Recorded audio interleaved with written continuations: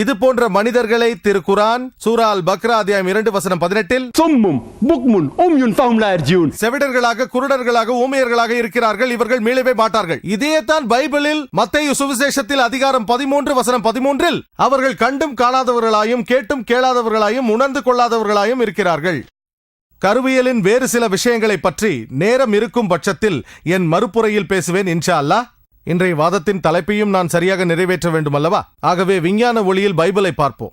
வெளிப்புறத்திலிருந்து பார்த்தால் திருக்குரான் சொல்கிறது சூரா அர்-ராத் அத்தியாயம் 13:38 நாம் அநேக காரியங்களை வெளிப்படுத்தி உள்ளோம், ஆனால் 4 பெயர்கள் தான் குறிப்பிடப்பட்டுள்ளது. அது தோரா, ஜபூர், இஞ்சில் மற்றும் குரான்.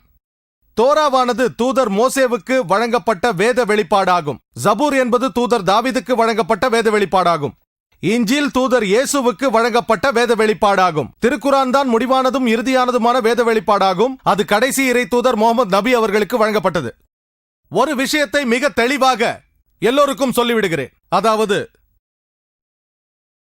கிறிஸ்தவர்களால் இறைவனுடைய வார்த்தை என்று நம்பப்படும் இந்த பைபிள் முஸ்லிம்களாகிய நாங்கள் ஏற்றுக்கொண்டுள்ள தூதர் இயேசு அலைஹி வஸல்லம் அவர்களுக்கு அருள் செய்யப்பட்ட இஞ்சில் அல்ல. எங்களை பொறுத்தவரையில் இந்த பைபிளில் இறைவனின் வார்த்தைகளும் இருக்கலாம், ஆனால் இதில் இறை தூதர்களின் வார்த்தைகளும் உள்ளன. வரலாற்று ஆசிரியர்களின் வார்த்தைகள், அதை தவிர அபத்தங்கள், அசிங்கங்கள், மேலும் எண்ணற்ற விஞ்ஞான முரண்பாடுகள் இடம்பெற்றுள்ளன. இதில் விஞ்ஞானத்தோடு ஒத்துப்போகும் வசனங்களும் உள்ளதா? இருக்கலாம், ஏன் இருக்கக்கூடாது? அதில்தான் இறைவனின் வார்த்தையும் சில இருக்கின்றனவே. ஆனால் அதில் இருக்கும் விஞ்ஞான முரண்பாடுகள் மற்றும் விஞ்ஞான அபத்தங்களை இறைவனிடத்திலிருந்து வந்தது என்று சொல்லலாமா? எனது கிறிஸ்தவ சகோதர சகோதரிகளுக்கு ஒரு விஷயத்தை நான் தெளிவுபடுத்த விரும்புகிறேன். பைபிளும் விஞ்ஞானமும் என்ற எனது பேச்சில் எந்த ஒரு கிறிஸ்தவரின் உணர்வையும் காயப்படுத்த வேண்டும் என்பது எனது நோக்கமல்ல. நான் பேசும்போது உங்களை காயப்படுத்தியிருந்தால் அதற்கு நான் மன்னிப்பு கேட்டுக்கொள்கிறேன். என்னுடைய கடுமையான விமர்சனங்கள் ஏனென்றால் இறைவனின் வார்த்தைகளில் அபத்தமோ முரண்பாடுகளோ விஞ்ஞான தவறுகளோ இருக்க முடியாது. இயேசு கிறிஸ்து சொன்னது போல, உண்மையை தேடுங்கள், அது உங்களை விடுவிக்கும். உங்களிடம் பழைய மற்றும் புதிய ஏற்பாடுகள் இருக்கின்றன. இனி நீங்கள் முடிவான இறுதியான ஏற்பாட்டை ஏற்க வேண்டும். அதுதான் திருக்குரான். டாக்டர் வில்லியம் கேம்பலை பொறுத்தவரையில் நான் அவருடன் மிக தாராளமாக நடந்து கொள்ளலாம். ஏனெனில் விஞ்ஞானத்தின் ஒளியில் குரானும் பைபிளும் என்ற நூலை எழுதியிருக்கிறார். அதில் அவர் சில கருத்துக்களையும் வைக்கிறார். அவர் ஒரு மருத்துவரும் கூட. அவரிடத்தில் பெரிய மரபுகளை நான் கடைபிடிக்க தேவையில்லை. ஆனால் மற்ற கிறிஸ்தவ சகோதர சகோதரிகளை பொறுத்தவரையில் என் சொற்பொழிவின் போது உங்களை காயப்படுத்தியிருந்தால் மன்னித்து விடுங்கள். நவீன விஞ்ஞானத்தோடு பைபிள் எப்படி ஒத்துப்போகிறது என்பதையும் பார்ப்போம். முதலில் விண்ணியலை எடுத்துக்கொள்வோம். பைபிள் பிரபஞ்சத்தின் படைப்பை பற்றி பேசுகிறது. துவக்கத்திலேயே முதலாவது நூலாகிய ஆதியாகமத்தில் 1வது அதிகாரத்தில் இப்படி வருகிறது: எல்லாம் வல்ல கர்த்தர் 6 நாட்களில் வானத்தையும் பூமியையும் படைத்தார் என்றும், மேலும் மாலை காலையையும் பற்றி பேசுகிறது. 24 மணி நேரம் கொண்ட ஒரு நாளை பற்றி சொல்கிறது. இன்று விஞ்ஞானிகள் நமக்கு 6 நாட்களில் இந்த பிரபஞ்சத்தை படைக்க முடியாது என்று அவர்கள் நமக்கு மிகவும் தெளிவாக சொல்கிறார்கள். குரானும் 6 ஐயாம்களை பற்றி பேசுகிறது.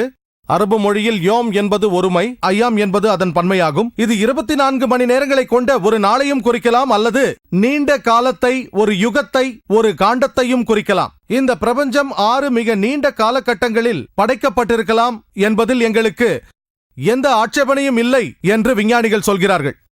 இரண்டாவது, பைபிள் சொல்கிறது ஆதியாகமம் அதிகாரம் 1 வசனங்கள் 3-5 வரை, முதல் நாள் வெளிச்சம் உண்டாயிற்று என்று. வசனங்கள் 14-19 கூறுகின்றன, வெளிச்சத்தின் மூலதளம் நட்சத்திரங்கள், சூரியன் ஆகியவை 4ஆம் நாள் படைக்கப்பட்டனவென்று. வெளிச்சத்திற்கு காரணமான இவை அனைத்தும் 4ஆம் நாள்தான் படைக்கப்பட்டது என்றால் முதல் நாள் வெளிச்சம் எங்கிருந்து வந்தது? இது விஞ்ஞானத்திற்கு முரணானது.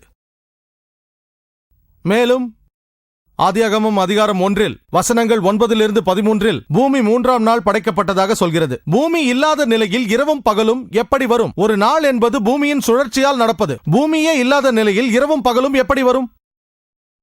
நான்காவது, ஆதியாகமம் அதிகாரம் 1 வசனங்கள் 9-13 வரை பூமி 3ஆம் நாள் படைக்கப்பட்டதாக சொல்கிறது. வசனங்கள் 14-19 வரை சூரியனும் சந்திரனும் 4ஆம் நாள் படைக்கப்பட்டது என்கிறது. ஆனால் இன்றைய விஞ்ஞானம் நமக்கு பூமி அதன் தாய்க்கோளாகிய சூரியனின் ஒரு பகுதி என்கிறது.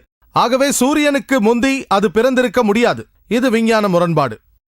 5வது, பைபிள் ஆதியாகமம் அதிகாரம் 1 வசனங்கள் 11-13 வரை தாவர வகைகள், மரங்கள், செடிகள், கொடிகள் இவையெல்லாம் 3ஆம் நாள் படைக்கப்பட்டது என்கிறது. ஆனால் சூரியனோ ஆதியாகமம் அதிகாரம் 1 வசனங்கள் 14-19 4ஆம் நாள் படைக்கப்பட்டது. சூரிய வெளிச்சமின்றி தாவரம் எப்படி உருவாக முடியும்? எப்படி வாழ முடியும்?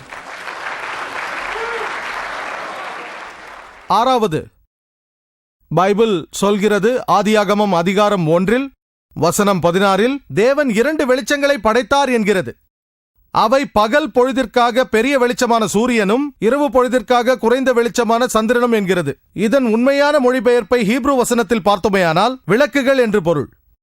தம் சுய வெளிச்சத்தை கொண்ட விளக்குகள். நீங்கள் 2 வசனங்களையும் நன்றாக படித்தால் இது உங்களுக்கு புரிய வரும். ஆதியாகமம் அதிகாரம் 1 வசனங்கள் 16-17 சொல்கிறது வல்லமையுள்ள தேவன் பூமிக்கு வெளிச்சம் கொடுப்பதற்காக அவற்றை வானத்தில் வைத்ததாக சொல்கிறது. அப்படியானால் சூரியனுக்கும் சந்திரனுக்கும் அவற்றுக்கான சொந்த வெளிச்சம் உண்டு என்றளவு அர்த்தம். இது நம் அறிவுக்கு எட்டிய நிலைநிறுத்தப்பட்ட விஞ்ஞான கோட்பாட்டுக்கு முரணானது. சிலர் இதில் சமரசம் பண்ண முயற்சிக்கிறார்கள். அவர்கள் பைபிளில் சொல்லப்பட்டிருக்கும் 6 நாட்கள் குரானில் சொல்லப்பட்டது போல நீண்ட நாட்களை தவிர 24 மணி நேரங்கள் கொண்ட நாட்கள் அல்ல என்கிறார்கள்.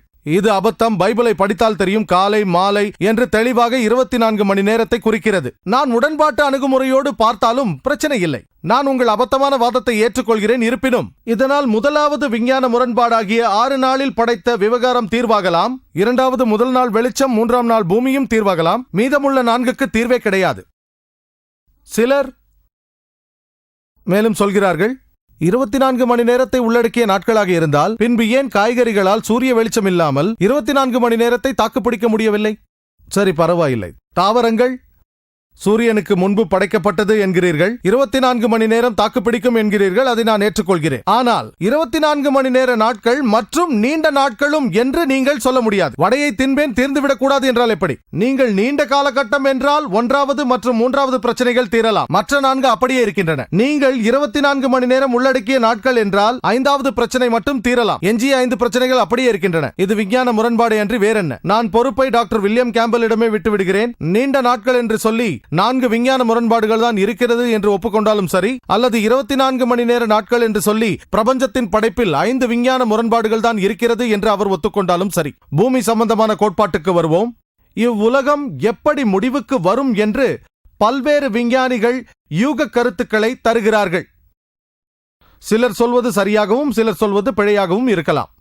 ஆனால் இந்த உலகம் அடியோடு அழியும் அல்லது என்றென்றும் நிலைத்திருக்கும். இரண்டும் ஒரே சமயத்தில் நடக்க முடியாது. அப்படி நடந்தால் விஞ்ஞான முரண்பாடாகும். ஆனால் அப்படித்தான் பைபிள் சொல்கிறது. பைபிளில் சொல்லப்பட்டிருக்கிறது. எபிரேயர் புத்தகத்தில் அதிகாரம் 1 வசனங்கள் 10-11, மேலும் சங்கீதம் அதிகாரம் 102 வசனங்கள் 25-26 அவை சொல்கிறது சகல வல்லமையுடைய தேவன் வானங்களையும் பூமியையும் படைத்தான், அவை அழியும் என்று வருகிறது. ஆனால் இதற்கு நேர் எதிரான கருத்து பைபிளில் பிரசங்கி புத்தகத்தில் அதிகாரம் 1 வசனம் 4 மேலும் சங்கீதம் அதிகாரம் 78 வசனம் 69 சொல்லப்படுவது என்னவென்றால் பூமி என்றும் நிலைத்திருக்கும் என்கிறது. எது விஞ்ஞானத்திற்கு முரணானது என்பதை தீர்மானிக்கும் பொறுப்பை டாக்டர் வில்லியம் கேம்பலிடமே விட்டுவிடுகிறேன். முதலாவதா அல்லது இரண்டாவதா? ஒன்று விஞ்ஞானத்திற்கு முரணாக இருக்க வேண்டும். இரண்டுமே நடக்க முடியாது. உலகம் ஒரே சமயத்தில் அழியவும் நிலைத்திருக்கவும் முடியாது. இது விஞ்ஞானத்திற்கு முரணானது. வானங்களை பற்றி பார்ப்போம். பைபிள் சொல்கிறது யோபு அதிகாரம் 26 வசனம் 11 வானத்தின் தூண்கள் நடுங்கும் என்று. ஆனால் திருக்குரான் சூரா லுக்மானில் அத்தியாயம் 31 வசனம் 10 வானங்களுக்கு தூண்கள் ஏதும் கிடையாது, நாம் பார்க்கவில்லையா என்கிறது. தூண்கள் ஏதும் இல்லாமல் வானம் நிற்பது உங்கள் கண்களில் படவில்லையா? வானத்திற்கு தூண் உள்ளதாக பைபிள் சொல்கிறது. வானத்திற்கு தூண்கள் இருப்பதோடு அல்லாமல் 1 சாமுவேலில் பைபிள் சொல்கிறது அதிகாரம் 2 வசனம் 8 மேலும் யோபு அதிகாரம் 9 வசனம் 6 மேலும் சங்கீதம் அதிகாரம் 75 வசனம் 3 பூமிக்கும் தூண்கள் இருப்பதாக சொல்கிறது. உணவு மற்றும் ஊட்டச்சத்து பற்றி பைபிள் என்ன சொல்கிறது என்று பார்ப்போம். பைபிள் சொல்கிறது ஆதியாகமம் அதிகாரம் 1 வசனம் 29 அது சொல்கிறது இதோ பூமியின் மேல் எங்கும் விதைகளும் சகல வித பூண்டுகளையும் விதை தரும் கனிகளாகிய சகலவித விருட்சங்களையும் உங்களுக்கு ஆகாரமாக கொடுத்தேன். புதிய அனைத்துலக பதிப்பு விதைகள் கொண்ட செடிகள், மரங்கள் தரும் பழங்கள் அனைத்தையுமே நீங்கள் உணவாக உட்கொள்ளலாம் என்கிறது. இன்று சாதாரண ஒரு பாமரருக்கும் தெரியும், தாவரங்களுள் மிக கொடிய நஞ்சு வகையும் உண்டென்று. இதில் சில வகை காட்டுப்பழங்கள், ஸ்ட்ரிச்னி, தத்துரா, அது மட்டும் இல்லாமல் ஆல்கலாய்டு, ஓலியாண்டர், பக்காய்பாய்டு, இது போன்ற தாவரங்களை நீங்கள் உண்டால் நீங்கள் நிச்சயமாக இறக்க நேரிடும். எப்படி படைத்த இறைவனுக்கு இதை தின்றால் மனிதன் சாவான் என்று தெரியாமல் போயிற்று?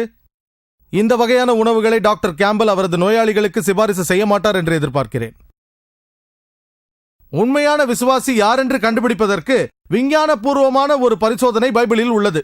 அது மார்க் சுவிசேஷம் 16வது அதிகாரம் 17 மற்றும் 18வது வசனத்தில் சொல்லப்படுகிறது. அதில், விசுவாசிக்கிறவர்களால் நடக்கும் அடையாளங்களாவன, என் நாமத்தினாலே அவர்கள் பிசாசுகளை துரத்துவார்கள், நவமான பாஷைகளை பேசுவார்கள், மேலும் சர்ப்பங்களை கையில் எடுப்பார்கள், சாவுக்கேதுவான யாதொன்றை குடித்தாலும் அது அவர்களை சேதப்படுத்தாது, வியாதியஸ்தர்கள் மேல் கை வைப்பார்கள், அப்போது அவர்கள் சொஸ்தமடைவார்கள். இது ஒரு விஞ்ஞானபூர்வமான சோதனை. விஞ்ஞான சொல் வழக்கில் சொல்வதானால் இதை உறுதிப்படுத்தும் சோதனை என்பார்கள். உண்மையான கிறிஸ்தவ விசுவாசியை கண்டுபிடித்து விடலாம்.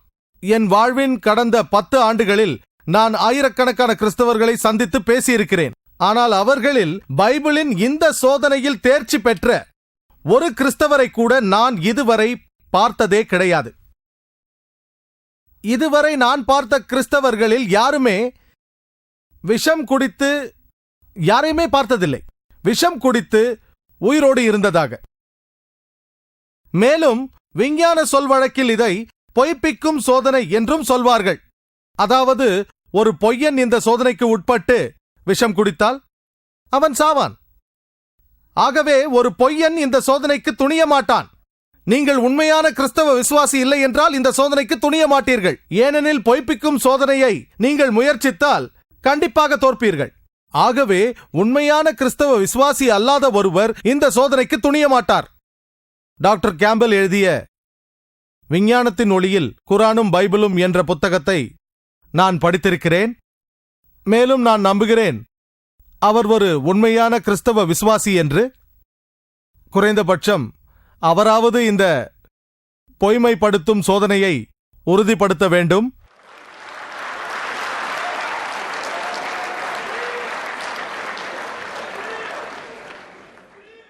யாரும் பதற்றப்படாதீர்கள். ஆட்கொள்ளி விஷத்தை உட்கொள்ளுமாறு நான் டாக்டர் கேம்பலை வற்புறுத்த மாட்டேன். ஏனென்றால் இந்த வாதத்தை நடக்காமலாக்க நான் விரும்பவில்லை. ஆனால் நான் அவரிடத்தில் புது பாஷைகளில், அதாவது அந்நிய பாஷைகளில் பேசும்படி கேட்டுக்கொள்கிறேன். மேலும் உங்கள் அனைவருக்கும் தெரிந்திருக்கும், இந்திய நாட்டில் ஆயிரக்கணக்கான பாஷைகள் உள்ளன. நான் அவரிடத்தில் கேட்பதெல்லாம் 3 வார்த்தைகளை சொல்ல வேண்டும் என்பது. 100 ரூபாய் என்று 17 உத்தியோகபூர்வ மொழிகளில் சொல்ல வேண்டும். இந்தியாவில் அத்தனை உத்தியோகபூர்வ மொழிகள் தான் இருக்கிறது. இதை டாக்டர் வில்லியம் கேம்பலுக்கு இன்னும் எளிதாக்க என்னிடம் ஒரு 100 ரூபாய் நோட்டு உள்ளது. மேலும் இதில் 17 மொழிகளிலும் எழுதப்பட்டுள்ளது. ஆங்கிலம் மற்றும் ஹிந்தி உட்பட. ஹிந்தியில் ஆரம்பித்து வைத்து அவருக்கு உதவுகிறேன். 100 ரூபாய் ஹிந்தியில். மேலும் 15 மொழிகள் உள்ளன. அதை அவர் வாசித்து காட்டட்டும். மேலும் பைபிளின் சோதனை விதி அப்படித்தானே சொல்கிறது. அவர்கள் அந்நிய மொழியில் பேசுவார்கள் என்றுதானே சொல்கிறது. நான் இதை இன்னும் எளிதாக்குகிறேன். இந்த சோதனையில் இதுவரை யாரும் வெற்றி பெற்றதை பார்த்ததே இல்லை. சரி, அவரால் சொந்தமாக பேச முடியாவிட்டாலும் பரவாயில்லை, அவர் வாசித்தாவது காட்டட்டும். நான் ஏற்றுக்கொள்கிறேன். இதை டாக்டர் வில்லியம் கேம்பலிடம் கொடுக்குமாறு நான் கேட்டுக்கொள்கிறேன். அவருடைய மறுப்புரையில் இதை வாசித்து காட்டட்டும். 15 மொழிகளில் 100 ரூபாய் 3 வார்த்தைகள்தான். நீரியல் பற்றி பைபிள் என்ன சொல்கிறது என்று பார்ப்போம். பைபிளில் ஆதியாகமம் அதிகாரம் 9 வசனங்கள் 13 17 வரை. அதில் கர்த்தர் நோவாவின் காலத்தில் பெரும் பிரளயத்தால் உலகை மூழ்கடித்து அந்த வெள்ளம் வடிந்த பிறகு அவர் சொன்னாராம், வானத்தில் வானவில்லை நான் போட்டு இனி ஒருபோதும் தண்ணீரால் உலகத்தை மூழ்கடிக்க மாட்டேன் என மனித இனத்திற்கு வாக்களித்தேன். ஒரு பாமரன் இது நல்லதுதானே, சரிதானே, என்று நினைக்கலாம். ஆஹா, வெள்ளத்தால் உலகம் மூழ்கடிக்கப்பட மாட்டாது, அதற்கு வானவில் ஒரு அத்தாட்சி என்று குதூகலிப்பான். சூரிய ஒளியின் சிதறலால் மழை அல்லது பனிமூட்டத்திற்கூடே வருவதுதான் வானவில் என்று இன்று அறிய வந்துள்ளோம். நோவா, அவருக்கு சாந்தி உண்டாகட்டும், அவரது காலத்திற்கு முன்பே ஆயிரக்கணக்கான வானவில்கள் வந்திருக்கலாம். ஆனால் நோவாவின் காலத்திற்கு முன்பு வானவில் தோன்றவில்லை என்று சொல்வது கதிர்கோட்ட வீதி அன்று இல்லை என்று சொல்வதற்கு ஈடாகும். இது விஞ்ஞான முரண்பாடுதான். மருத்துவ வட்டத்தில் பைபிளை அலசுவோம். பைபிளில் லேவியராகமம் அதிகாரம் 14 வசனங்கள் 49 53 வரை தொழுநோயிலிருந்து தன் வீட்டை பாதுகாக்க ஒரு நூதனமான வழியை பைபிள் சொல்கிறது. தொழுநோயிலிருந்து வீட்டை பாதுகாத்திட அது சொல்கிறது, 2 குருவிகளை எடுங்கள், ஒன்றை கொன்று மரத்துண்டின் மீது ஏற்றி உயிரோடு இருக்கும் மற்றொரு பறவையை ஓடும் நீரில் நனைத்து அதன் பிறகு அந்த இரத்தத்தை வீட்டிற்குள் 7 முறை தெளிக்க வேண்டுமாம். தொழுநோயிலிருந்து வீட்டை பாதுகாக்க குருவியின் இரத்தத்தை வீட்டிற்குள் தெளிப்பதா? ரத்தம் கிருமிகள், நுண்கிருமிகள், நஞ்சு ஆகியவற்றை கடத்துவதற்கு ஏற்ற ஊடகம் என்று தெரியும். டாக்டர் வில்லியம் கேம்பல் தன்னுடைய அறுவை சிகிச்சை கூடத்தை துப்புரவு செய்ய இந்த முறையை பயன்படுத்த மாட்டார் என நம்புகிறேன். அடுத்து லேவியராகமத்தில் அதிகாரம் 12 வசனங்கள் 1-5. மேலும் மருத்துவ ரீதியாக நமக்கு தெரியும், ஒரு தாய் ஒரு குழந்தையை பிரசவித்த பிறகு ஒரு குறிப்பிட்ட நேரம் வரை அசுத்தமாக இருப்பாள். இதை மத ரீதியாகவும் சொல்வதை நான் ஆட்சேபிக்கவில்லை. ஆனால் லேவியராகமம் அதிகாரம் 12 வசனங்கள் 1-5 வரை சொல்கிறது, ஆண் குழந்தை பெற்றால் அவள் 7 நாட்களுக்கு அசுத்தமாக இருப்பாளாம். அந்த அசுத்த நிலை மேலும் 33 நாட்களுக்கு நீடிக்குமாம்.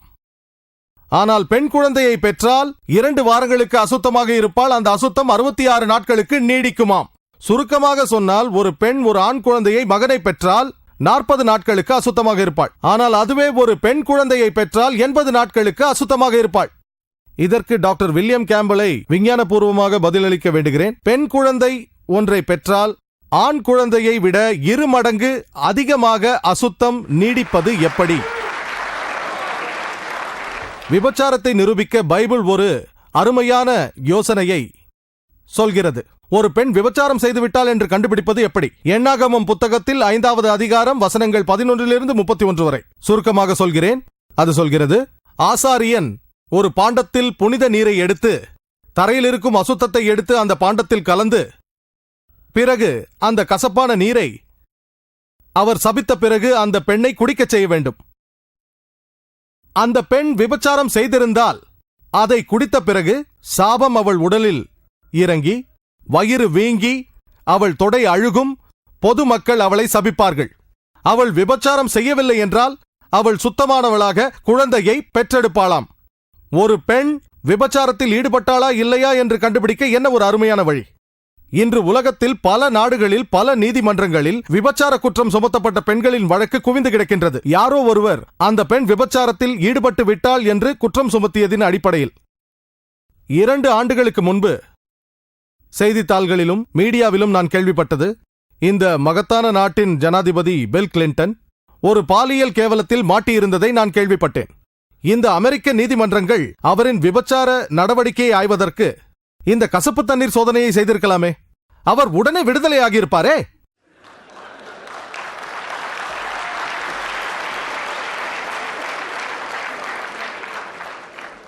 இந்த பெரிய நாட்டின் கிறிஸ்தவ பீடங்கள், அதுவும் குறிப்பாக மரியாதைக்குரிய டாக்டர் வில்லியம் கேம்பலை போல மருத்துவ துறையில் இருப்பவர்கள் கசப்பு தண்ணீர் சோதனையை செய்து தங்கள் ஜனாதிபதியை காப்பாற்றியிருக்க முடியாதா? கணிதவியல் விஞ்ஞானத்தின் ஒரு முக்கிய கிளை, ஒரு பிரிவாகும். பல பிரச்சனைகளுக்கு கணிதம் தீர்வு தரும். பைபிளில் ஆயிரக்கணக்கான முரண்பாடுகள் இருக்கின்றன. கணக்கில் நூற்றுக்கணக்கானது உள்ளது. நான் சிலவற்றை தொடுகிறேன்.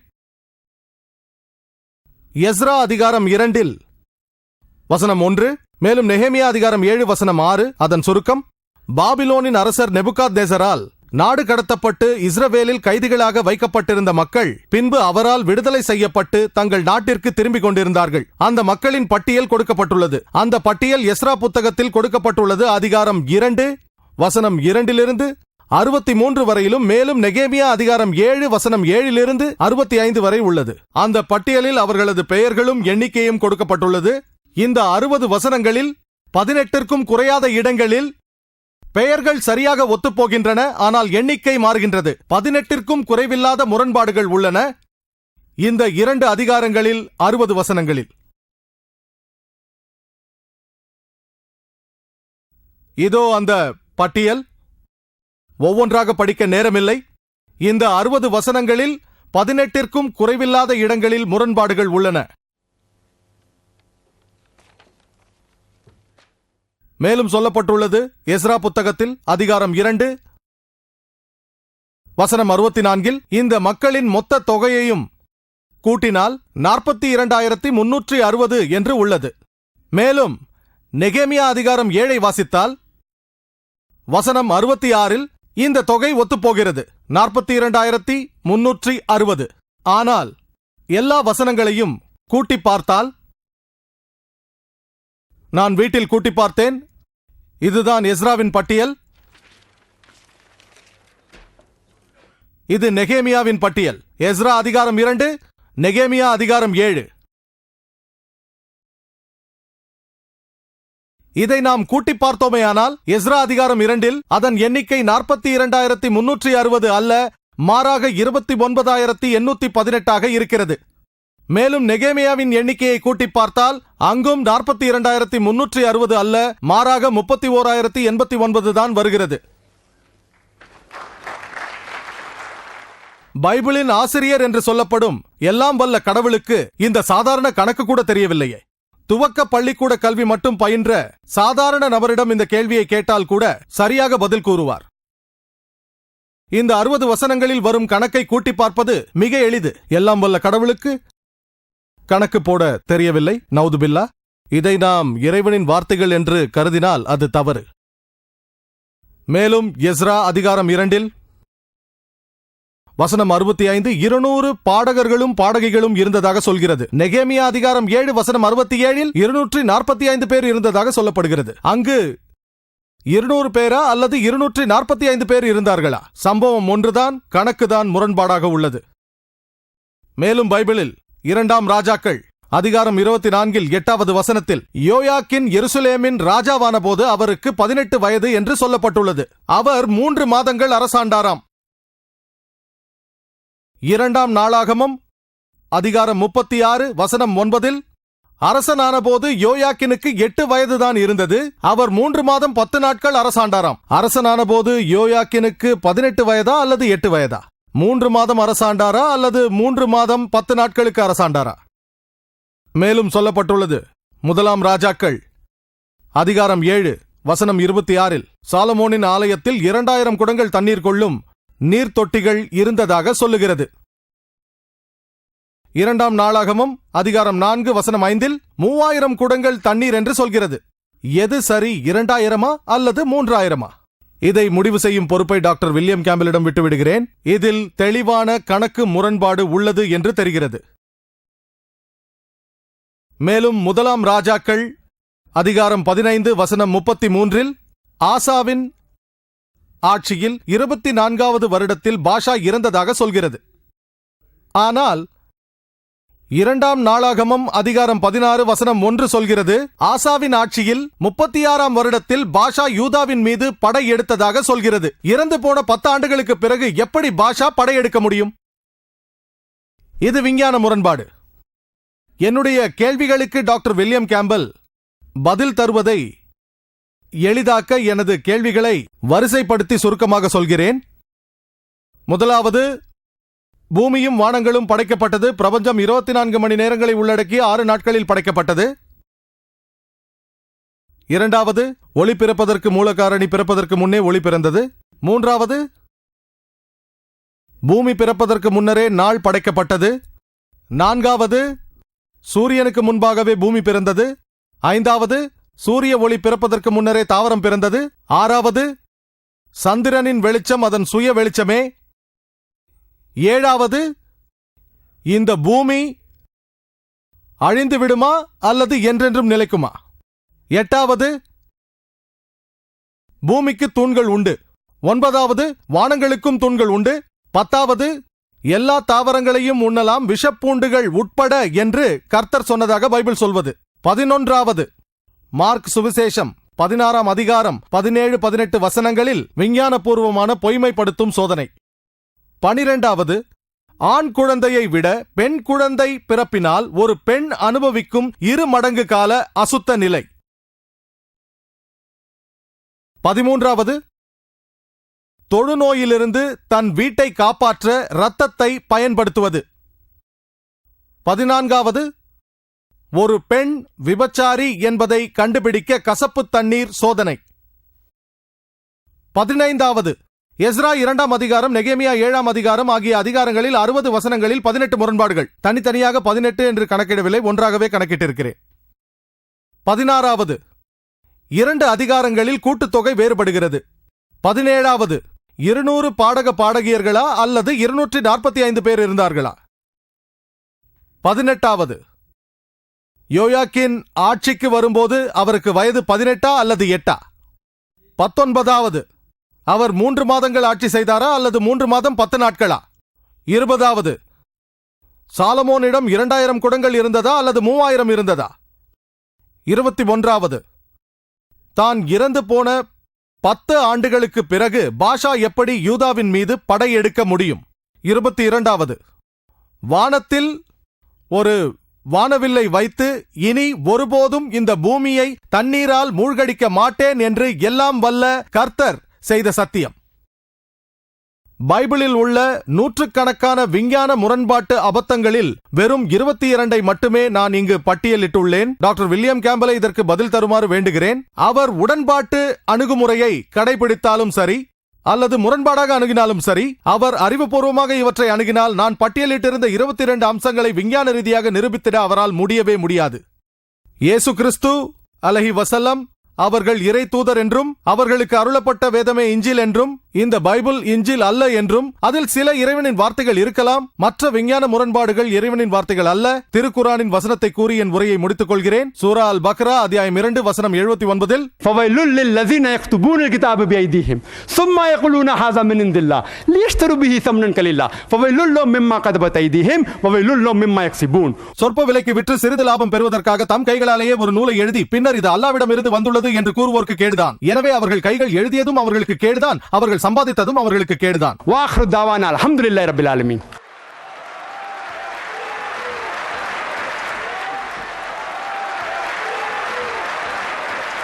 உங்கள் அனைவரையும் நான் அன்போடு கேட்டுக்கொள்வது என்னவென்றால், அமைதியாக இருந்து இந்த நிகழ்ச்சி முடியும் வரை ஒத்துழைக்குமாறு கேட்டுக்கொள்கிறேன்.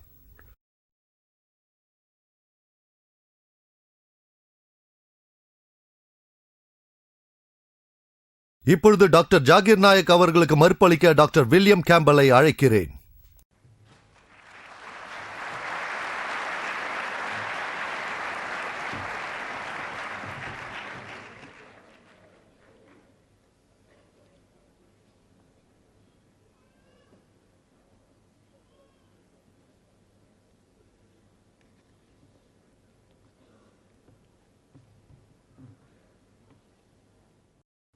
டாக்டர் நாயக் சரியான சிக்கலில் என்னை மாட்டிவிட்டிருக்கிறார்.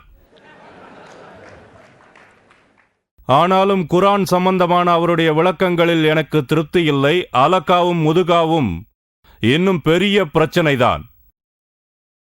ஆனால் அது அவர் கருத்து, இது என் கருத்து. கடைசியாக கலைந்து செல்லும் போது அவரவர் சிந்தித்துப் பாருங்கள்.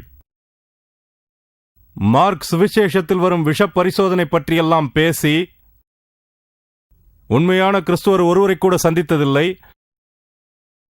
அப்படி ஒருவர் இருந்தார், ஆனால் அவரை இங்கே கொண்டு வர முடியாது, ஏனெனில் அவர் ஏற்கனவே தேவனளவில் போய் சேர்ந்து விட்டார். அவர் பெயர் ஹெரி ரென்க்ளிஃப். தெற்கு மொராக்கோவில் ஒரு ஊரில் வசித்து வந்தவர்.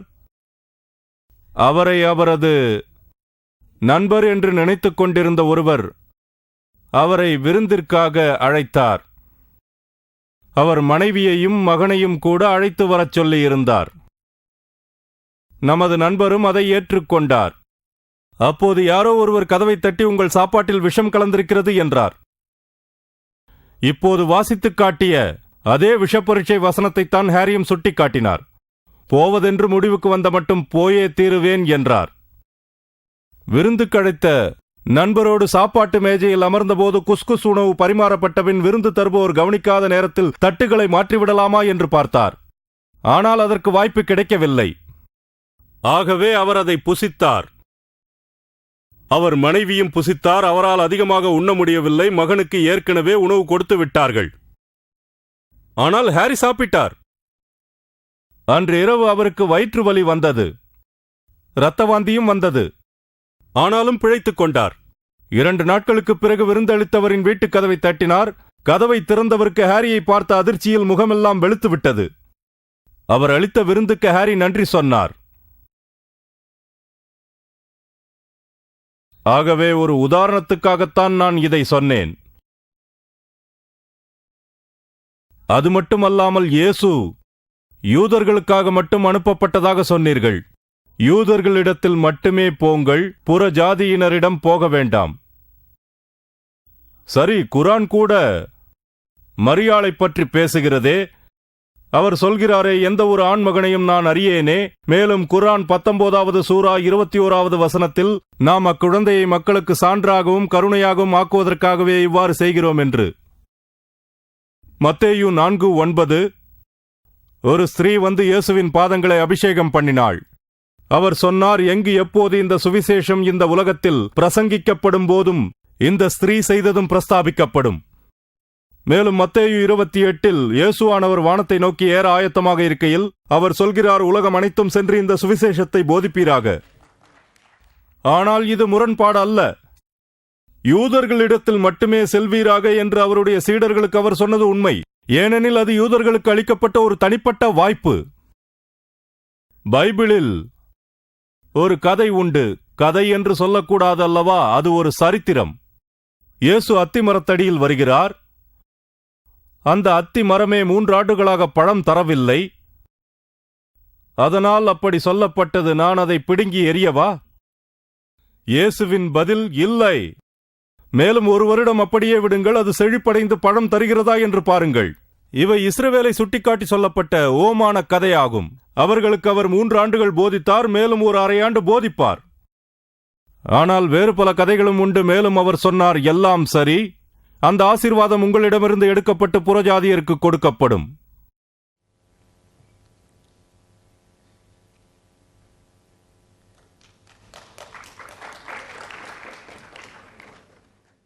டாக்டர் நாயக் நாளை பற்றியும் காலங்களைப் பற்றியும் பேசினார். பைபிளில் சொல்லப்பட்டிருக்கின்ற நாள் கூட ஒரு நீண்ட காலமாக இருக்கக்கூடும். டாக்டர் புக்கைல் அவருடைய நூலில் வலியுறுத்துவது போல 24 மணி நேரமாக இருக்க வேண்டும் என்ற அவசியமில்லை. அவை நீண்ட காலகட்டம்தான் என்று நானும் நம்புகிறேன். இன்னும் பல பிரச்சனைகளை அவர் சுட்டிக்காட்டியுள்ளார். நான் மறுக்கவில்லை. ஆனால் அவற்றிற்கு தெளிவான பதில் என்னிடத்தில் இல்லை. ஆனால் நான் இதை பற்றி பேசுவேன்.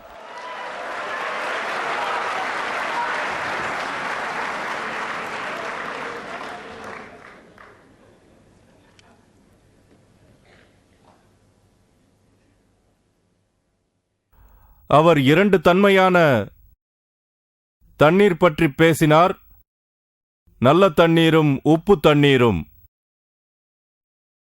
அவர் தந்த விளக்கத்தில் எனக்கு உடன்பாடில்லை. குரான் சொல்கிறது, 2 வகை தண்ணீர்களை இறைவன் தடையின்றி ஓட வைத்து 2ஐயும் சந்திக்க வைக்கிறான். சந்திக்கின்ற இடத்தில் ஒரு தடுப்பு உள்ளது. அப்படிப்பட்ட அந்த தடுப்பை அவை மீறுவதில்லை. உம்முடைய இறைவனின் அருட்கொடைகளில் எதை பொய்யாக்குகிறீர்கள்? இந்த இடத்தில் வருகின்ற தடுப்பு என்பதை பர்சக் என்ற சொல்லில் வருகிறது. இதற்கு பல அர்த்தங்கள் உண்டு. இடைவெளி, உடைவு, தடை என்றெல்லாம் வரும். இதே தகவல் 25வது அத்தியாயமாகிய அல் ஃபுர்கானின் 53வது வசனத்திலும் வருகிறது. 2 கடல்களை ஒன்றிணைத்து வைத்திருப்பவன் அவனே. ஒன்று சுவையும் இனிமையும் வாய்ந்தது, மற்றொன்று உப்பும் கசப்பும் கலந்தது. மேலும் 2க்கும் இடையே ஒரு திரை, ஒரு தடுப்பு இருக்கிறது. அது தடுத்துக் கொண்டிருக்கிறது. அந்த சொற்றொடர் மீற முடியாதவாறு தடை செய்துள்ள தடுப்பு ஒரு மூல வேர்களிலிருந்து வரும் 2 சொற்கள். அரபு மொழியில் ஒன்றை வலியுறுத்துவதற்காக பயன்படுத்தப்படும் ஒரு சொல் ஹிஜர், அதாவது விலக்கப்பட்ட, தடுக்கப்பட்ட, தடை செய்யப்பட்ட என பல பொருள்களை தரக்கூடிய கனமான சொற்கள். இதில் 2வது சொல் வினைச்சொல்லின் கடைசி தொகுப்பு. அதற்கும் அதே அர்த்தம்தான். ஆகவே வார்த்தைக்கு வார்த்தை மொழிபெயர்ப்பதனால் அவன் இறைவன் அவற்றிற்கிடையே ஒரு தடுப்பை உண்டாக்கி ஒரு தடையை வைத்தான். டாக்டர் புக்காயில் சுருக்கமாக இதை அலசுகிறார். இறுதியில் ஒத்துக்கொள்கிறார். பிறகு நீண்ட தூரத்துக்கு அப்பால் அவை கலப்பதாக சொல்கிறார்.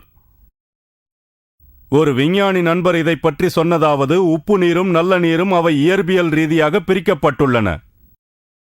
ஆறும் கடலும் கலக்கின்ற போது உப்பு நீர் சற்று பின்தள்ளப்படுவது சகஜம். ஆனால் அங்கே தடை ஏதும் இல்லை. வெப்ப விசையியல் ரீதியாக இரண்டும் கலப்பது தானாக நடப்பது. வெப்பத்தன்மை குறைவு ஒரு காரணம். இது இயற்பியல் ரீதியான ஒரு தடை. அது இரண்டும் கலப்பதற்கு மிக நீண்ட நேரம் எடுக்கும். நானே இதை ஒரு சிறிய சோதனை மூலம் செய்து பார்த்தவன். துனிசியாவில் எனக்கு ஒரு நண்பர் உண்டு.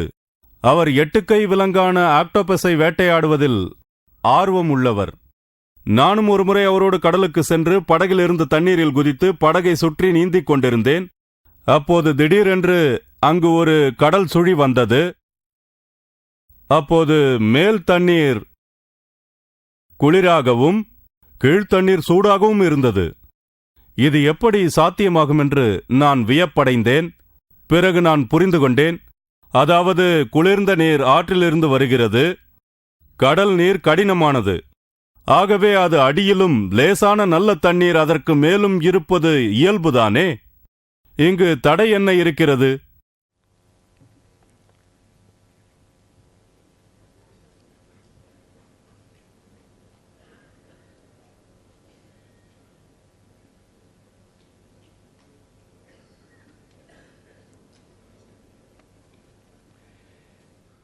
டாக்டர் நாயக் மொழிகளைப் பற்றி பேசினார்.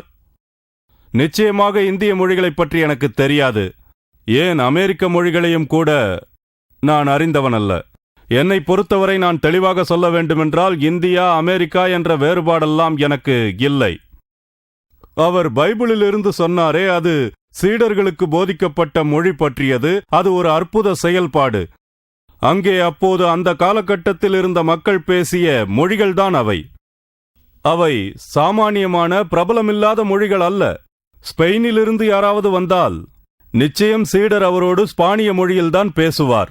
துருக்கியிலிருந்து ஒருவர் வந்தார் என்று வையுங்கள், நிச்சயம் அங்கிருக்கும் வேறொரு சீடர் அவரோடு துருக்கி மொழியில்தானே பேசுவார்.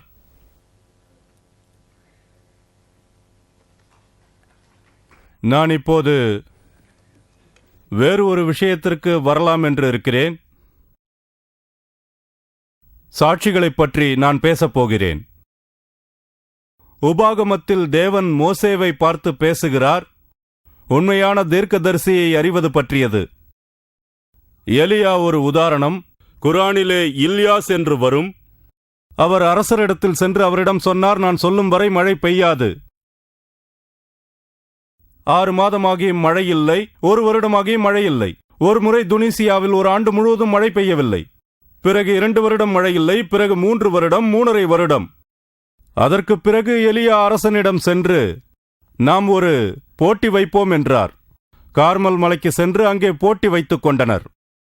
அரசன் தோற்றான்.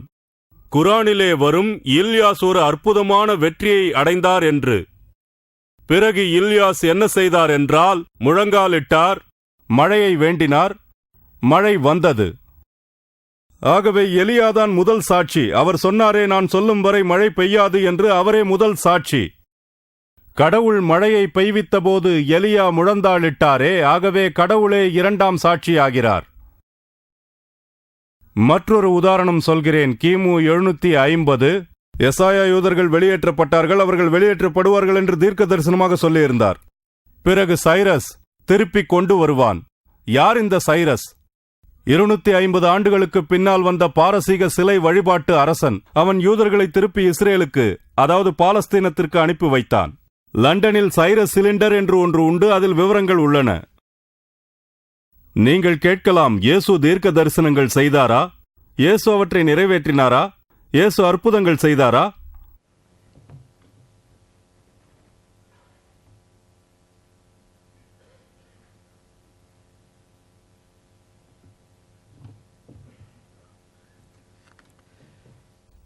நாம் தீர்க்க தரிசனங்களை கணக்கியல் ரீதியாக ஆய்வோம். இதை நிகழ்வியல் கோட்பாடு என்பார்கள்.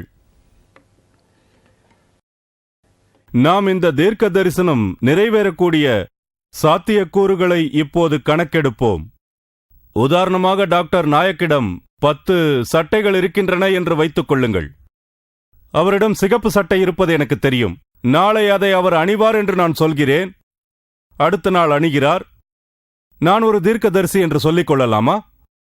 இல்லை, இது ஒரு தற்செயல் நிகழ்ச்சிதானே என்று நண்பர்கள் சொல்வார்கள். சரி, டாக்டர் சாமுவேலிடம் 2 ஜோடி ஷூக்களும் 1 ஜோடி செருப்பும் இருக்கிறது என்று வைத்துக் கொள்ளுங்கள். அடுத்த நாள் டாக்டர் நாயக் அவர்கள் எந்த சட்டை அணிவார் என்றும் டாக்டர் சாமுவேல் அவர்கள் செருப்பு அணிந்து வருவார் என்றும் முன்னறிவிப்பு செய்கிறேன். அதோடு டாக்டர் ஷபீல் அகமதிடம் 5 தொப்பிகள் உள்ளன, ஆனால் அவர் தலைப்பாகை அணியப் போகிறார் என்கிறேன். நான் சொன்ன அனைத்தும் நடக்கும் என்பதற்கான சாத்தியக்கூறுகள் என்ன? உறுதியாக சொல்ல முடியுமா? அது எப்படி வேண்டுமானாலும் இருக்கலாம். அதாவது 10இல் 1, 5இல் 1, 3இல் 1, 150இல் 1 நடக்கலாம். என்னை பொறுத்தவரையில் இப்படித்தான் நடக்கும். கண்ணாடி ஒளிவில்லையை தயவு செய்து பொருத்தி காட்டுவீர்களா? அதாவது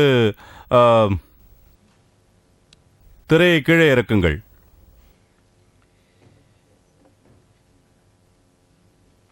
நேரம் போய்கொண்டே இருக்கிறது. நாம் 10 தீர்க்க தரிசனங்களை பார்த்தாக வேண்டும். முதலில் 10 தீர்க்க தரிசனங்களையும் வரிசையாக பார்ப்போம்.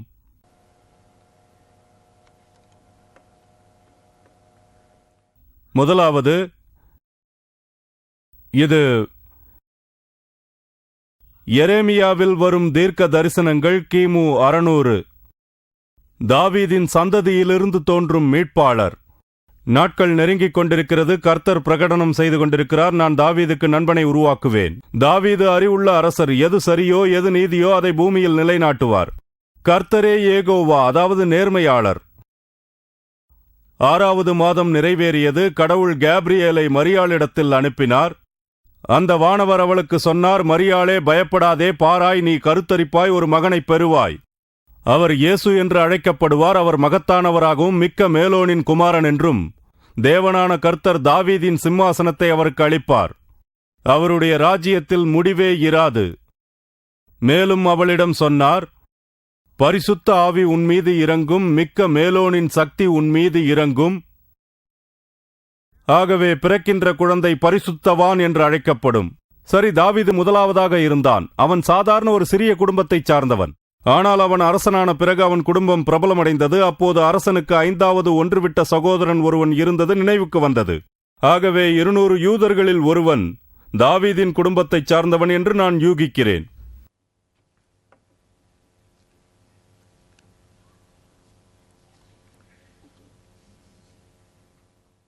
இரண்டாவது தீர்க்க தரிசனம், பெத்லஹேமில் நிரந்தர ஆட்சியாளர் பிறப்பார். மீகா கிமு 750. நீ ஒரு பெத்லஹேம் ஈஃப்ரத்தா, யூதாவின் கூட்டத்தைச் சார்ந்த சாமானியரே, உங்களிலிருந்து எனக்கு ஒருவர் கிடைப்பார், அவரே இஸ்ரவேலினை ஆழ்வார். அவருடைய மூலம் மிக பூர்வீக காலத்தை சார்ந்ததாகும். நிறைவேற்றம், யோசேப்பும் மரியாளும் நாசரேத்தில் வசித்திருந்த போதிலும் சீசர் அகாஸ்தீஸின் உத்தரவின் பேரில் மரியாளை யோசேப்பு தனது சொந்த ஊராகிய நாசரேத்திற்கு அழைத்துச் சென்று விட்டார். அந்த நிறைவேற்றத்தில் இப்படி வருகிறது. யோசேப்பு கலிலியிலிருந்து நாசரேத் நகரத்திலிருந்து தாவீதின் பட்டணமாகிய யுதேயாவுக்கு சென்றார். அதையே பெத்லஹேம் என்பர். ஏனெனில் அவர் தாவீதின் வம்சாவழியைச் சேர்ந்தவர். அங்கிருக்கும் போதுதான் அவர் தனது முதற் குழந்தையான மகனை பெற்றார். பெத்லஹேமில் பிறப்பதில் உள்ள வாய்ப்பு என்ன? 200 கோடி மக்கள் உலகத்தில் பிறக்கிறார்கள். அதாவது மீகாவிலிருந்து இன்று வரை பெத்லஹேமில் 7000 பேர் வசிக்கிறார்கள். ஆகவே 2,80,000 பேரில் ஒருவன் பெத்லஹேமில் பிறந்தான். மூன்றாவது தீர்க்க தரிசனம், ஒரு தூதர் மீட்பாளர் வருகைக்கான பாதையை ஆயத்தப்படுத்துவார். இது மல்கியா 3ஆம் அதிகாரம் 1வது வசனம், கிமு 400. இதோ நான் என் தூதனை அனுப்புகிறேன், அவன் எனக்கு முன்பாக போய் வழியை ஆயத்தம் பண்ணுவான். அப்போது நீங்கள் தேடுகின்ற ஆண்டவரும் நீங்கள் விரும்புகின்ற உடன்படிக்கையின் தூதனுமானவர் தம்முடைய ஆலயத்துக்கு தீவிரமாய் வருவார். இதோ வருகிறார் என்று சேனைகளின் கர்த்தர் சொல்கிறார். இது நிறைவேற்றம். மறுநாள் யோவான் ஞான ஸ்நானகன் யஹ்யா இப்னு ஜக்ரியா இயேசு தன்னை நோக்கி வருவதை பார்த்து சொன்னார், தேவனின் ஆட்டுக்குட்டியே, உலகத்தின் பாவத்தை அகற்றுபவரே என்றார். இவரை பற்றித்தான் நான் சொன்னேன், எனக்கு பிறகு எனக்கு முன்னைய படித்தரத்தில் உள்ள ஒரு மனிதர் வருவார், அவர் எனக்கு முன்னரே இருந்தவர். குர்ஆனும் இந்த வரலாறை ஒத்துக்கொள்கிறது. அல் இம்ரான் அத்தியாயம் 3 39 45 வசனம் அதில் வருகிறது, இறைவனின் வார்த்தையின் உண்மைக்கு சாட்சியாக இருந்த யஹ்யா வருகிறார். அதாவது அவர் பெயர் மரியாளின் மகன் இயேசு கிறிஸ்து என்பதாகும். யஹ்யா அவருக்கு முன்னோடி. சரி, எத்தனை தலைவர்களுக்கு இப்படி முன்னோடிகள் வந்திருக்கிறார்கள்? சொல்ல முடியாது. 1000 ஒரு தலைவருக்குத்தான் இப்படியான ஒரு முன்னோடி வருகிறார் என்பேன்.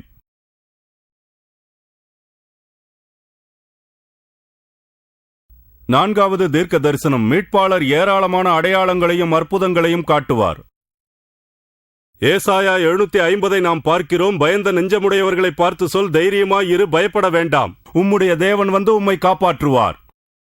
அப்போது குருடர்களின் கண் திறக்கும், செவிடர்களுடைய காது செயல்படும், நொண்டி முடவர் மானைப் போல் துள்ளி ஓடுவர், ஊமையர் நாவு மகிழ்ச்சியில் எக்காளமிடும். இது நிறைவேற்றம். சுவிசேஷம் சொல்கிறது, குர்ஆனும் சொல்கிறது இயேசு அற்புதங்களை ஆற்றினார் என்று. பைபிள் அற்புதங்களை செய்த 4 தீர்க்கதரிசிகளை மட்டுமே சொல்கிறது, மோசே, எலையா, எலைசா மற்றும் இயேசு. இயேசு மட்டுமே தீர்க்க தரிசனத்தில் குறிப்பிட்டுள்ளது போல 4 வகையான அற்புதங்களை செய்தவராவார். சில நேரங்களில் தன்னிடம் வந்த அனைத்து நோயாளிகளையும் குணப்படுத்தினார். அநேக முஸ்லிம்கள் 1,24,000 தீர்க்கதரிசிகள் வந்ததாக நம்புகின்றனர். அந்த எண்ணிக்கையின்படியே 1,24,000 பேரில் இயேசு ஒரே ஆள். 5வது தீர்க்க தரிசனம். இந்த அடையாளங்கள் இருந்தும் அவருடைய சகோதரர்களே அவரை எதிர்த்தனர்.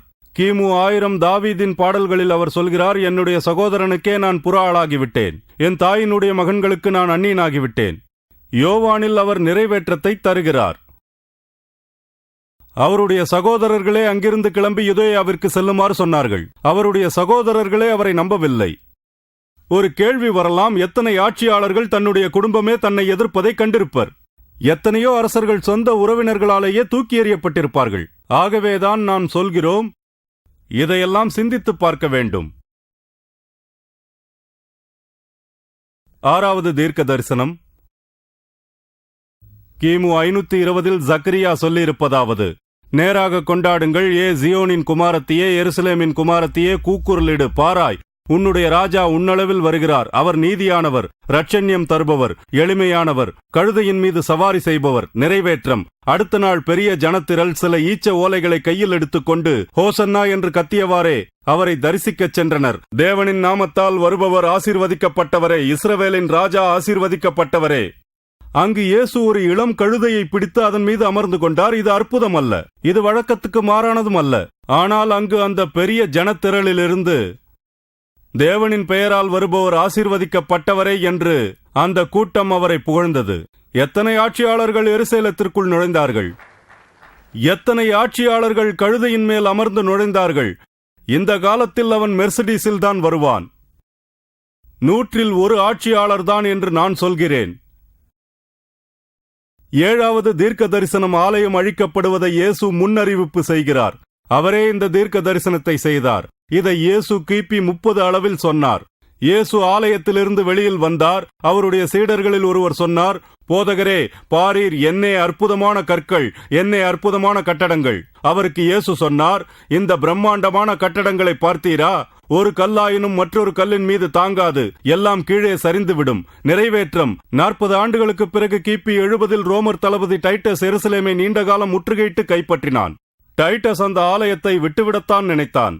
ஆனால் யூதர்கள் அதற்கு தீ வைத்தார்கள். யூதர்கள் இப்படித்தான் எதிர்பார்ப்பார்கள், அப்புறம் அழிக்கப்படுவார்கள். இது அவர்களுக்கு சகஜம். ஆகவே நான் சொன்னேன், 5 வாய்ப்பில் 1. 8வது தீர்க்க தரிசனம். அந்த மீட்பாளர் சிலுவையில் அறையப்படுவார். கிறிஸ்துவுக்கு முன் 1000 ஆண்டில் சங்கீதங்களில் தாவீது எழுதினார், கொடியவர்கள் கூட்டம் ஒன்று என்னை சுற்றி வளைத்தது, என் கையிலும் பாதங்களிலும் துளைத்து குடைந்தனர்.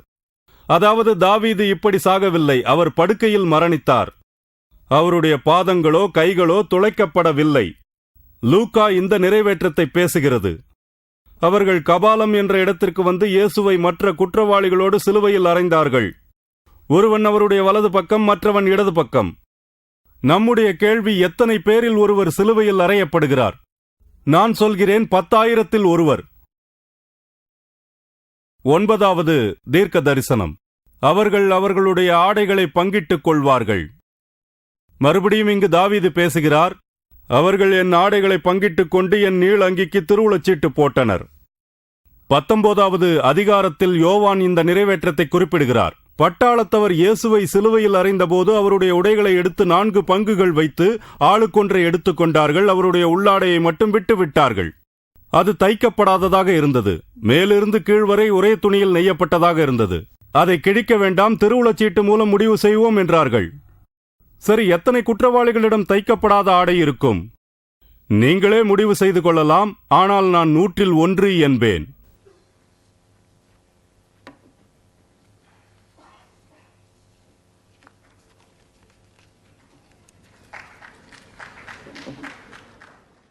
பத்தாவது தீர்க்க தரிசனம்.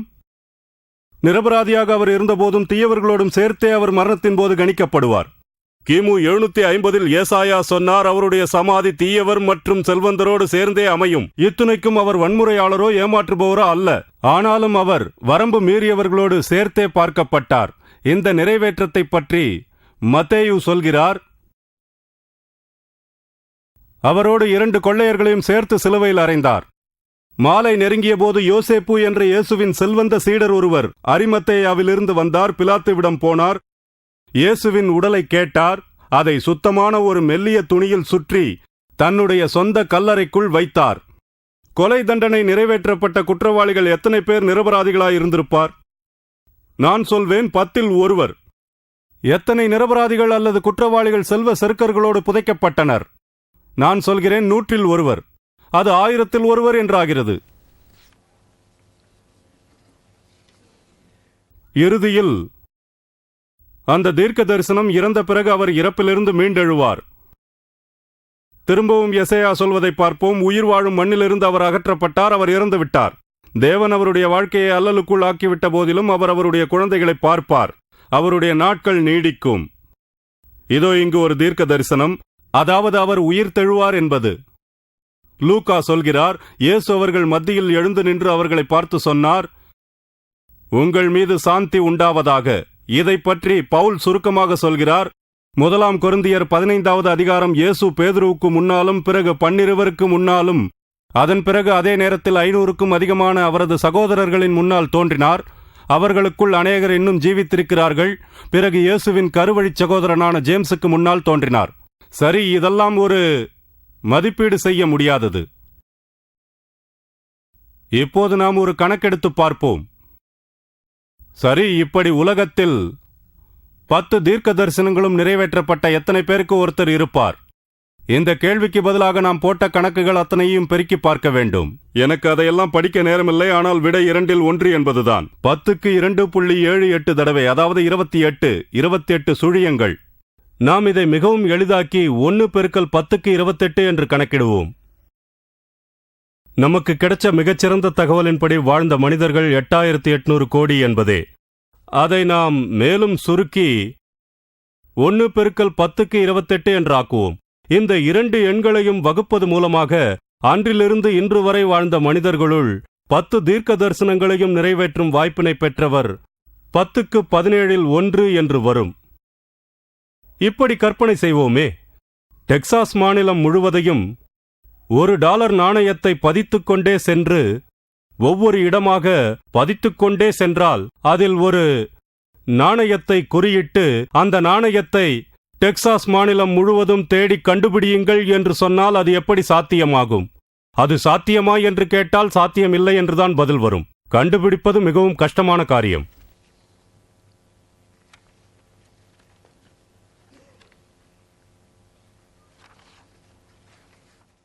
நான் சிக்கலில் மாட்டியிருக்கிறேன், கொஞ்சம் பொறுங்கள். இன்னும் எத்தனையோ தீர்க்க தரிசனங்கள். தீர்க்கதரிசி தாவீது அல்லது எசேயாதான் முதல் சாட்சி. தேவனின் நிறைவேற்றம், அது 2வது சாட்சி. இயேசுவின் சீடர்களை இவற்றை எழுத்தில் பதிய வைத்தது தேவனே. இவையெல்லாம் பைபிள் யெகோவா இலேஹிமிடமிருந்து வந்த சத்தியமே என்பதற்கு ஆதாரங்கள். சுவிசேஷம் சொல்கிறது, இயேசு கர்த்தரிடமிருந்து வந்து நமது பாவங்களுக்காக அவர் தண்டனையை ஏற்றுக்கொண்டார். இது நல்ல செய்தி. குரானில் இருப்பது கொடுமையான செய்தி. 16ஆம் அத்தியாயமாகிய 61வது வசனத்தில், மனிதர்கள் இழைக்கும் அக்கிரமங்களுக்காக அல்லாஹ் அவர்களை பிடிப்பதாயிருந்தால் பூமியில் எந்த உயிரினத்தையும் அவன் விட்டு வைத்திருக்க மாட்டான். பிரச்சனை என்னவென்றால், நன்மையே செய்தவர்கள் கூட ஈடேற்றம் அடைவார்கள் என்பது உறுதியில்லை என்பது குர்ஆனின் தெளிவான கூற்று. அடுத்ததாக அத்தியாயம் அல்கசஸில் பாவ மன்னிப்பு தேடி விசுவாசித்து நன்மையை செய்பவன் அசகன், ஒருவேளை அவன் வெற்றி அடையலாம். அத்தஹரீம் அத்தியாயத்தில், ஏ விசுவாசிகளே, அல்லாவின் அளவில் எவர் தூய நெஞ்சத்தோடு பாவ மன்னிப்பு தேடுகிறீர்களோ ஒரு கால் உங்களுடைய இறைவன் உங்களிலிருந்தும் உங்கள் தீய செயல்களை அகற்றிவிடலாம். அடுத்ததாக தௌபா அத்தியாயத்தில், இறைவனின் பள்ளி வாசல்களில் இறைவனையும் இறுதி நாளையும் விசுவாசித்து வணக்கங்களை சரியாக நிறைவேற்றி தான தர்மங்களை செய்து அல்லாவையன்றி வேறு எதற்கும் அஞ்சாதவர்களே தொழலாம். இவர்களே நேர்வழி செல்பவர்களாக இருக்கக்கூடும். முடிவாக மிக தனிமையில் ஆகிறான். விசுவாசிக்காதவனோ நிச்சயமாக நரகத்திற்கே போகிறான். ஆனால் விசுவாசிக்கிறவனோ நியாய தீர்ப்பு நாளன்று தன்னந்தனியாக அல்லாவின் முன் நிற்கிறான். அவனுக்காக தலையிடுபவரோ நண்பரோ கிடையாது. அவனுக்கு இருக்கின்ற ஒரே நம்பிக்கை, ஒரு கால் அவன் இறைவனின் கருணையை பெறலாம், பெறுவது சாத்தியமாகலாம். இந்த அகராதியில் நடக்கலாம், கிடைக்கலாம், ஆகலாம், சாத்தியப்படலாம், ஒரு கால் நிறைவேறலாம் என்றுதான் அசகன் என்ற வார்த்தைக்கு பொருள் தரப்பட்டுள்ளது. ஆக்ஸ்போர்டு அகராதியில் பர்ஹாப்ஸ் என்ற ஆங்கில சொல்லுக்கு அரபு மொழியில் அசகன் என்று பொருள் தரப்பட்டுள்ளது. ஒருவேளை இது உண்மையாக இருந்தாலும் கொடுமையானது. மறுபுறத்தில் சுவிசேஷத்தில் நல்ல செய்தி இருக்கிறது. இயேசு சொன்னார், நான் சேவிக்கப்பட வரவில்லை, சேவை செய்ய வந்தவன், அநேகருக்காக என் உயிரை பணயமாக வைக்க வந்தவன். பவுல் அவர்களுடைய மற்றொரு வசனம், அந்த சீடர் சொல்கிறார், நீங்கள் உங்களுடைய வாயால் இயேசுவே கடவுள் என ஒப்புக்கொண்டு சாவிலிருந்து கர்த்தர் எழுப்பப்பட்டார் என்பதை நம்புவீர்களானால் நீங்கள் உடனடியாக காப்பாற்றப்படுவீர்கள். இது ஒரு அற்புதமான நற்செய்தி. நிறைவேற்றப்பட்ட தீர்க்க தரிசனங்களின் ஆதாரங்களை என்னோடு நீங்களும் வாசிப்பீர்களாக. கிறிஸ்து மரணித்து மீண்டு எழுந்ததை 500 பேர் பார்த்தார்கள். பல தொல்பொருள் ஆய்வு கண்டுபிடிப்புகள் பைபிளை மெய்ப்பிக்கின்றன. பைபிளின் ஒரு பிரதியை வாங்கி அதை படியுங்களென உங்களை நான் கேட்டுக்கொள்கிறேன். உங்களுடைய ஆன்மாவுக்கு நற்செய்தி கிடைக்கும். கர்த்தர் உங்களை ஆசீர்வதிப்பாராக. நன்றி.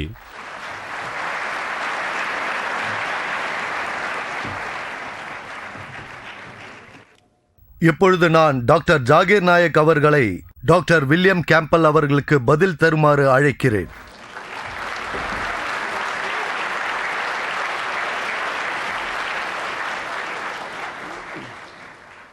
अल्हम्दुलिल्लाह वस्सलातु वस्सलाम अला रसूलिल्लाह व अला आलिहि वसहबी अजमईन अम्मा बाद अऊज़ु बिल्लाहि मिनश शैतानिर रजीम बिस्मिल्लाहिर रहमानिर रहीम अफला यतदब्बरूनल कुरान वलौ काना मिन इंदि गैरिल्लाह लवजदू फी इख्तिलाफन कसीरा बिस्मिल्लाहिर रहमानिर रहीम रब्बि इश्रह ली सदरी वयस्सिर लि अमरी वहलुल उक़दतम मिन लिसानी यफ्क़हू क़ौली. மரியாதைக்குரிய டாக்டர் வில்லியம் கேம்பல் அவர்களே, மேடையில் இருப்போர்களே, மரியாதைக்குரிய பெரியோர்களே மற்றும் சகோதர சகோதரிகளே, உங்கள் அனைவரையும் மறுபடியும் இஸ்லாமிய முகமனை கூறி வரவேற்கிறேன். அஸ்ஸலாமு அலைக்கும் வரஹ்மத்துல்லாஹி வபரகாத்துஹு. எல்லாம் வல்ல இறைவனின் சாந்தியும் கருணையும் உங்கள் அனைவரின் மீதும் இறங்குவதாக. டாக்டர் வில்லியம் கேம்பல் நான் பட்டியலிட்ட 22 விஷயங்களில் வெறும் 2 மட்டுமே தொட்டார். வெறும் 2 மட்டும்.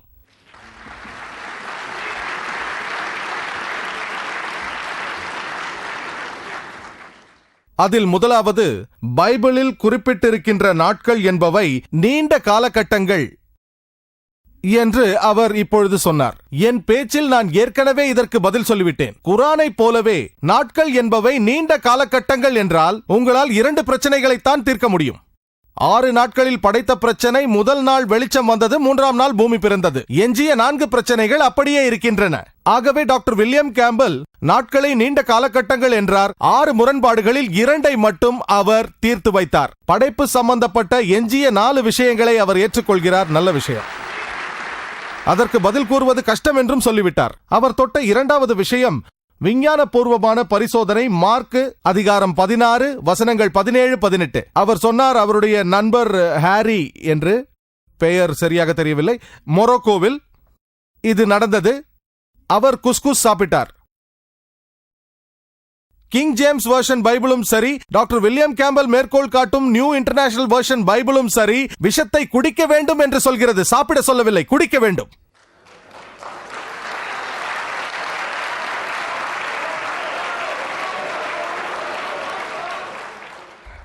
சரி சரி, பரவாயில்லை, அவர் சாப்பிடுவதாகவே வைத்துக் கொள்வோம், பிரச்சனை இல்லை. மொரோக்கோவில் இருக்கும் ஒரு மனிதர் 200 கோடி கிறிஸ்தவர்கள் உலகத்தில் இருப்பதாக சொல்கிறார்கள். ஒருவர் கூட முன்வரவில்லையா? 200 கோடியில் ஒருவர் கூட?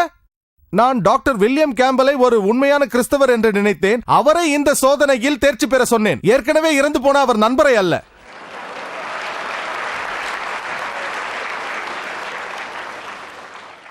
மேலும் அவர் வாய் வழியாக ரத்தம் வந்ததாக சொன்னார். டாக்டர் வில்லியம் கேம்பல் மட்டுமல்ல, நானும் ஒரு மருத்துவ டாக்டர் தான். விஷம் சாப்பிட்டால் ரத்தம் வரத்தான் செய்யும். நாங்களே நிறைய பேரை குணப்படுத்தி உள்ளோம். இதில் என்ன பெரிய விஷயம்? சோதனை என்னவென்றால், இப்பொழுது முன் வந்து இந்த சோதனையில் வெற்றி பெற்று அந்நிய பாஷைகளில் பேச வேண்டும்.